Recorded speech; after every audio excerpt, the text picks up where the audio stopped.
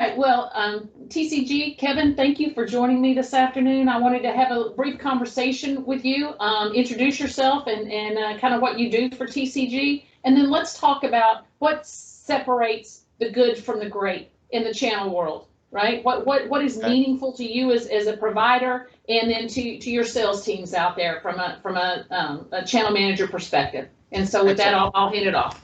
All right, cool. Well, first things first. Thank you very much, Laura, for considering me for this from good to great series you got going on here. I'm pretty honored and privileged to be in the role that I'm in. So thank you for viewing me and valuing my input.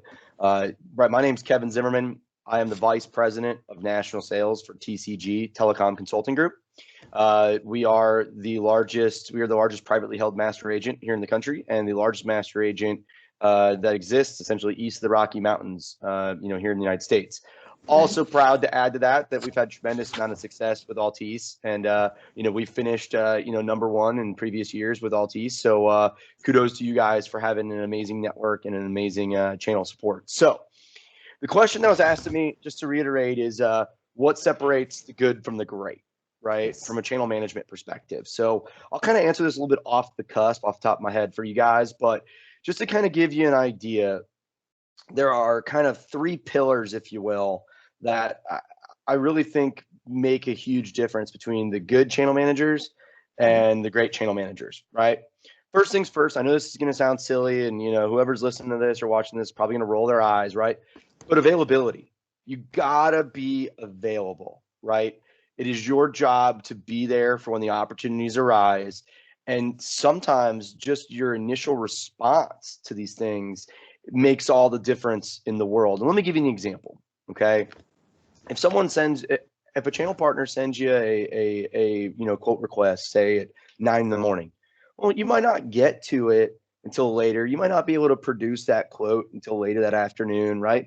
Let me ask you, which one's better? Is it better to just let that email go by, and then respond to it at 3, 4 o'clock? Hey, here's your quote. Or is it better to respond immediately, right?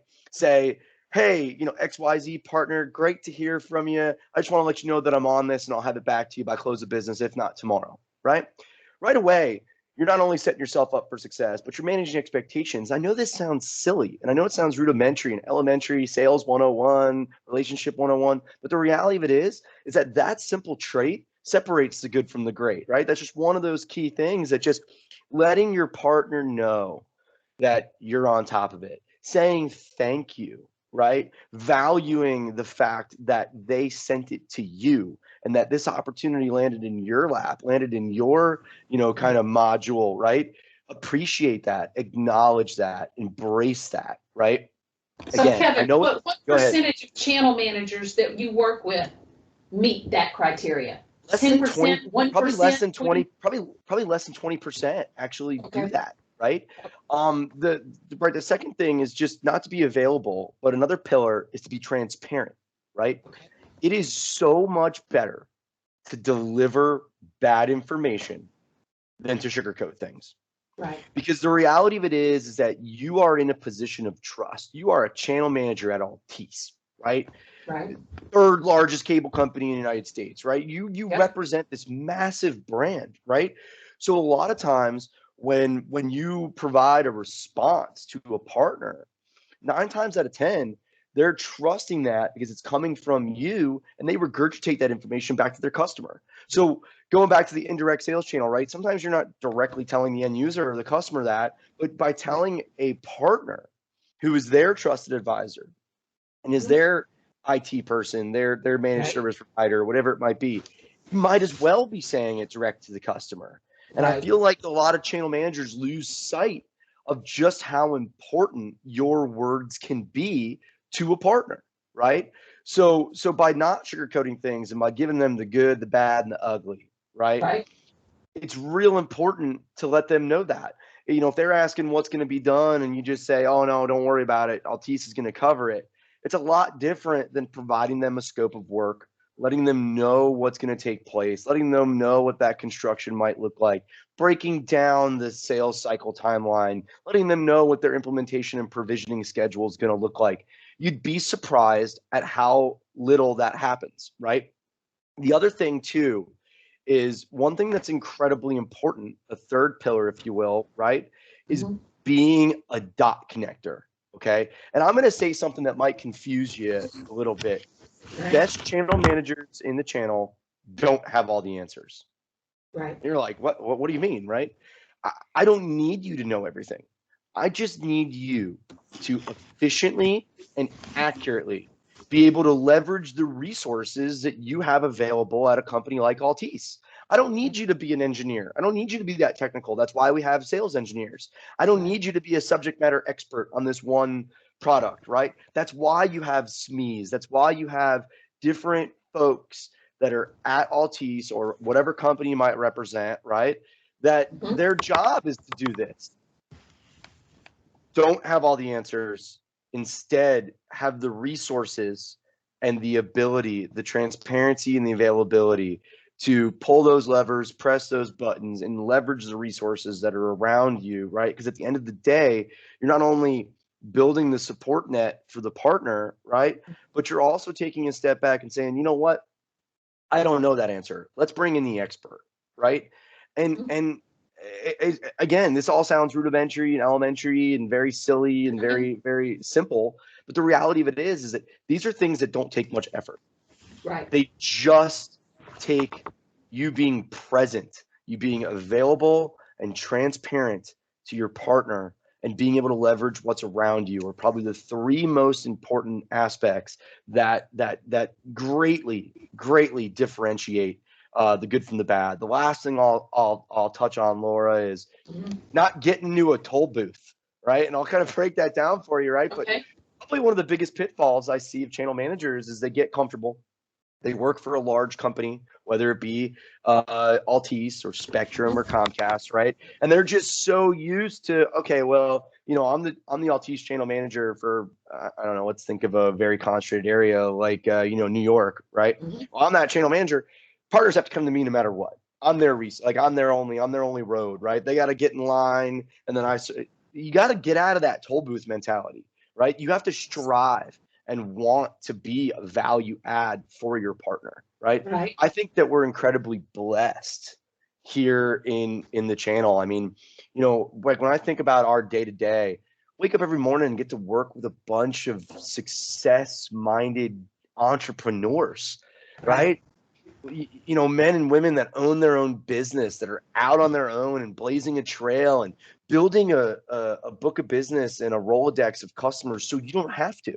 Right? Like, how cool is that? You know, you don't have to. I agree, Kevin. I think it's awesome. And it's the people that are selling for you, if they don't sell, they don't eat. There's no paycheck coming in if they're not out selling something, right? And I think people forget that, right? Yeah, I mean, you're 100% right. You know, here in the channel, you know, it kind of sounds a little morbid, but you eat what you kill, right? And you know, these partners, they can't sit back like some of these direct reps for some of these large organizations and farm a system, right? They can't just sit there and you know, pluck the low hanging fruit. I mean, they've got to go hunt, right? They've got to go after new business in order to grow, right? Or how much of a gift is it the fact that when you get that quote request from a partner, right, you find out that they've been managing their telecom account or their IT account for 20 years. Yes. Right? Like you can't put a price tag on that. The relationships that are out there. And now you have the ability to form a relationship with that partner who has a wealth of opportunity for you, right? The you know, what separates the good from the great are the channel managers that recognize the value add that they bring to their partners, and they strive to be just that. They strive to be an extension of their team, right? Not just someone sitting in a toll booth, like I said before, right? You know, they're getting out there and they're playing air traffic controller, right? They're connecting those dots that I mentioned before. It's really incredible how little effort it takes to separate yourself from the pack. No, I appreciate that. I think that's great. It's one kind of final question, I guess. If you were a brand new channel manager, had never been in the channel before, and you decided that you'd seen the light and you're going to switch sides and come over, into the channel, right? Or you've come over to the dark side, It right? is like, however you look at all it, the right? direct sales teams refer to it as the dark side, so I've always just Right, embraced it. exactly. How would you get started? What would be your advice to somebody who wants to step in? They do those three things, right? They think they've got that, but then how do they even go find those partners, right? Because everybody used to want lists and whatever. There's no such thing as lists anymore. How do they get engaged with you guys and with your team and actually go find those partners that you need for them to support? So the cool thing about, your question here, giving advice to channel managers on your team or just channel managers in general is the fact that, well, we manage 20 of them. We have 20 channel Right. managers at TCG, right? So that's something I'm used to. And I think it comes down to one word: activity. When you first start off, you have to have a relentless amount of activity, crazy, just always on the phone. I tell a brand new channel manager TCG, listen, you got to make a minimum of 120 calls a day. Because if you make 120 calls a day, right? I'm talking about cold calls, right? Right. You're bound to talk to 10 partners, right? You're bound to talk Right. to 10 real people. It's just a pure numbers game. So Right. I'd say the same thing exists on the carrier side as well. Okay. You like when you become a channel manager at a carrier like Altice, there's no magic spigot in the sky that you accept the Just job sends you orders day magically, right? one it just starts flowing like manna from the heavens, right? Yep. Business doesn't just happen that way, right? You got to Right. go out and form those relationships. So obviously a lot of people do inherit a small book, and the most important thing is to reach out to your existing partners, right? Not just the ones that have sold, but the ones that haven't, right? Try and enable some of the guys on the bottom, because they might not have sold a deal just because they hadn't had somebody in their corner, such as yourself, right? They might not know what the full scope of what your network can do and the other products that Altice might offer, right? They might just be looking at you guys as just a cable shop, which again, Right. it's up to the channel managers to help educate those partners. And time again, I see it. It's not just the A players, but it's real easy to take a quote unquote C level partner and turn them into a B partner, right? Right. It's a lot harder to turn a B player into an A player. But Right. if you get enough of those C players in that B column, all of a sudden you've got a pretty nice little squad of partners that are out there selling for you month in and month out, right? So high activity, reaching out. Also, don't forget about the master agent channel manager, right? Pick up the phone, call the TCG channel manager, Oh, whoever other wait. master Are you agent. saying go old school and actually talk to somebody on a telephone? What a concept, right? I mean, going back to the level of activity, right? The want to be a value add, being available, right? You've got to pick up the phone. You've got to call these channel managers at TCG or at another master agent, right? Introduce yourself. Let them know that you are there for them, right? Have a discovery call and say, hey, Kev, I cover these 6 states. Who do you got, right? Right. The other thing too is that what separates the good from the great is the reciprocity, right? A lot of the great channel managers out there, they recognize the value add that someone like myself brings to the table, or one of my other channel managers on my team, because I've introduced you to 10, 15 of our partners. If you end up going to an event, and I know it's 2021, events seem like like it was Eventually we'll go to forever events ago. again. Eventually we'll go to events again, right? But if you do have lead lists, like you mentioned before, you went to an event in 2019 and you met some people, don't be afraid to connect those dots. Don't be afraid to reciprocate by introducing your master agent channel manager to a potential partner. That's how we all make money. That's how we all benefit, how we all succeed. My mentor and owner of TCG, Dan Parigi, is famous for always saying almost every week the age old adage that a rising tide lifts all ships. And that's truly the reality in the channel, is that a rising tide will lift all of us. We will all benefit by having more partners to talk to and more partners to sell with us. And I mean, going back to what I said before, a couple pillars, right? Availability, right? Which goes back to activity as well for a new channel manager, right? Using your time wisely, being transparent, right? The good, the bad, and the ugly. Don't sugarcoat things. Don't be afraid also to no bid things, The Right. worst thing that happens sometimes is going back to sugarcoating. It's like, oh, we can kind of do this, and you're type 2ing a couple circuits, or you're trying to resell another Right. carrier's network via Altice. That might not be the best possible solution for that for that customer.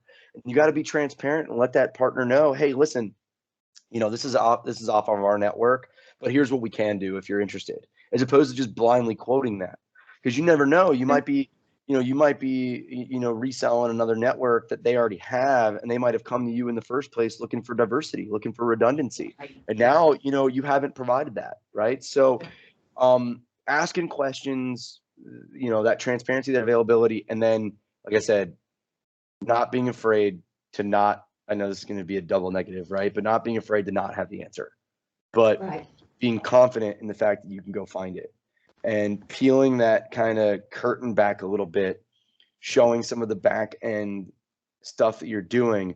Don't be afraid to CC that partner, when you go ask for that question, when you go leverage the resources around, right? And that's really what it comes down to. I think that's what separates, really, at the end of the day, the good from the great. And it, like I said, it doesn't take much effort to separate yourself from the pack. You just got to want to do it. Okay. I think that was excellent feedback, Kevin, and I truly appreciate you taking time to do this and to talk to what's ultimately going to be, you're talking to my team is who you're talking to. So yeah, of course. I truly appreciate that. A message to your team is, we have 20 channel managers across the U.S. We do not have territories. We're drawn by relationships. So the biggest pitfall and the biggest disservice you can make to yourself is by only communicating with one or two members of my team. Feel free to reach out to me as a top performing supplier with TCG. You guys have full access to our entire team, and I'm not afraid to help quarterback some of those introductions for your team members. All they got to do is pick up the phone, set a Zoom, send me a Teams invite, and if you're proactive in reaching out to me, I promise that I'll make the time for you. Awesome. Again, thank you so much. You guys are a highly valued partner of ours, and we can't tell you how much we appreciate it. No problem. Thank you very much, Laura. We appreciate the partnership and the friendship. Yep, absolutely. All right. Thanks, Kevin. Thanks. All right.